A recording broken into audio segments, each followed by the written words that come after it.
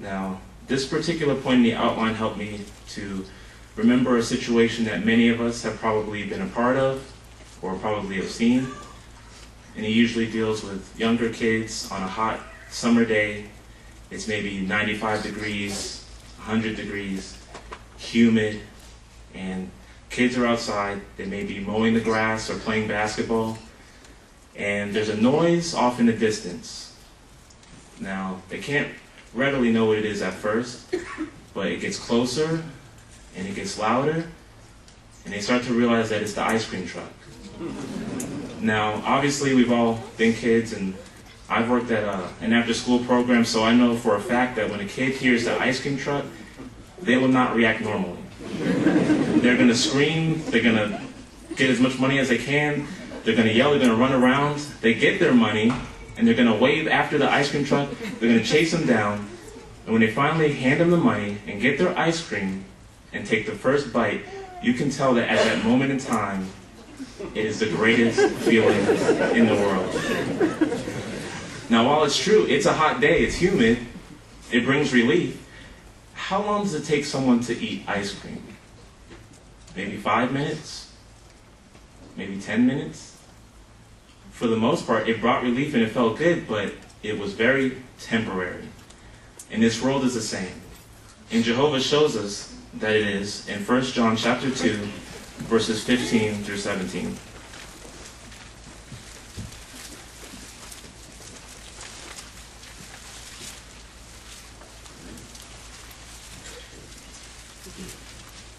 That's 1 John chapter 2.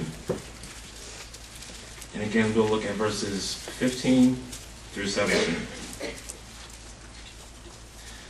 And it reads, "Do not be loving either the world or the things in the world. If anyone loves the world, the love of the Father is not in him.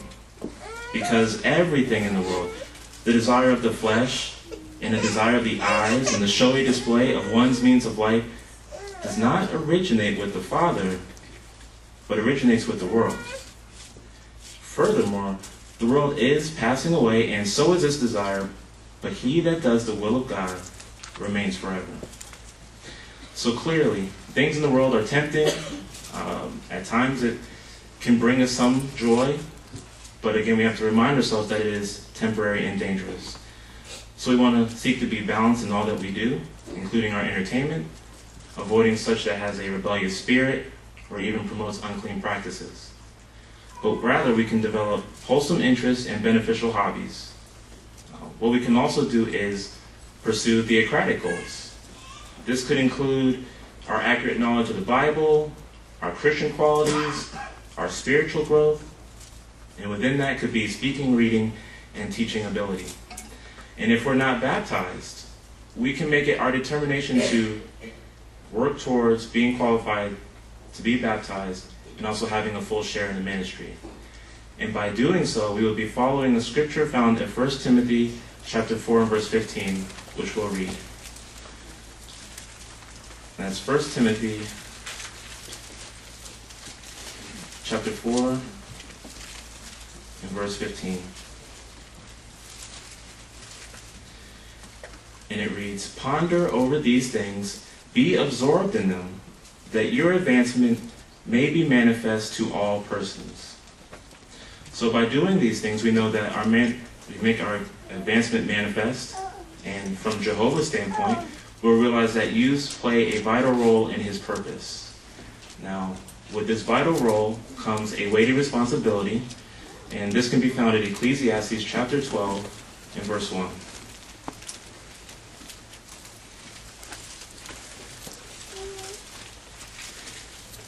And here at Ecclesiastes chapter 12 and verse 1, it mentions, "Remember now your grand Creator in the days of your young manhood, before the calamitous days proceed to come, or the years have arrived when you will say, I have no delight in them." So, what we are helped to appreciate is that we can show by our works that we appreciate Jehovah's loving counsel and the fatherly warnings. And what we want to do is to be good at what we do for Jehovah. Everyone has different skill sets, personalities, characteristics. So what we can do is put full effort and give Jehovah our best. So one thing we can do is take the truth seriously and recognize that our relationship with Jehovah is our most precious possession. So we'll look at our concluding scripture, which will help us to appreciate how much effort we should put into serving Jehovah. And this is found in Malachi chapter 1, verses 6 through 9.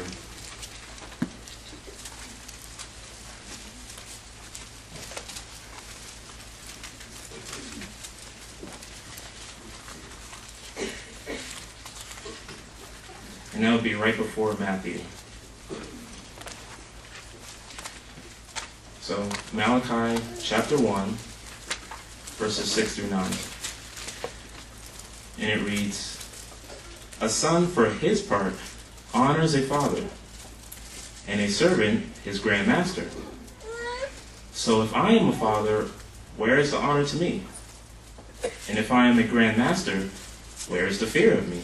Jehovah of armies has said to you, O priests who are despising my name. And you have said, in what way have we despised your name? By presenting upon my altar polluted bread. And you have said, in what way have we polluted you? By your saying, the table of Jehovah is something to be despised.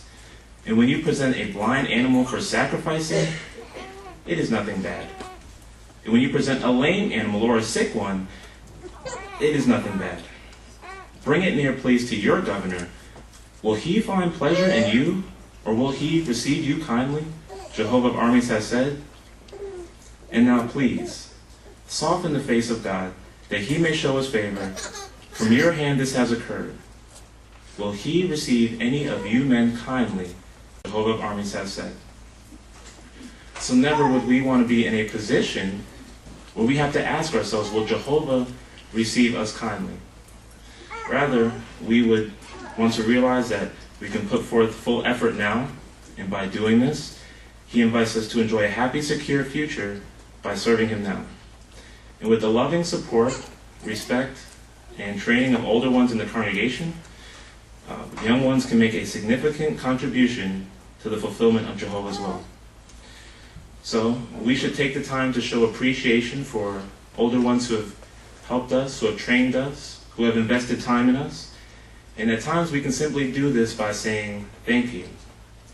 But even more so, by our words and our actions, we can prove this to others, and we can make those around us rejoice. So not only will we please Jehovah, not only will we make our advancement manifest to all persons, but through our words and our actions, if we show that we truly love Jehovah, we can prove to ourselves and also to others that we have the ability to look at youth from Jehovah's standpoint.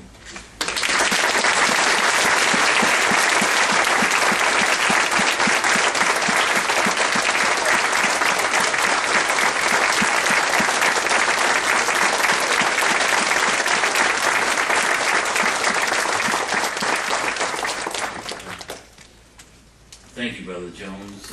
It's obvious that all in attendance really enjoyed this moving discourse on young people, so we appreciate that. Just a couple of announcements for the congregation. One is, many times during Brother Jones's discussion, he mentioned education. Well, Brother Jones belonged to a school that he's been in since he's been around 7 years old, and he hasn't graduated. You'd think he was slow, but there are many in this room that are still in that school and has been for 30 and 40 years and haven't graduated. And that's our theocratic ministry school, and all are invited to attend. We have that on Wednesday evening. We have our theocratic ministry school where we taught to have discussions such as Brother Jones did. Also, that night we have a service meeting and a congregation Bible study. So we invite you at 7:30, if you're just coming here for the first time, to join us and learn or get that theocratic education that Brother Jones talked about.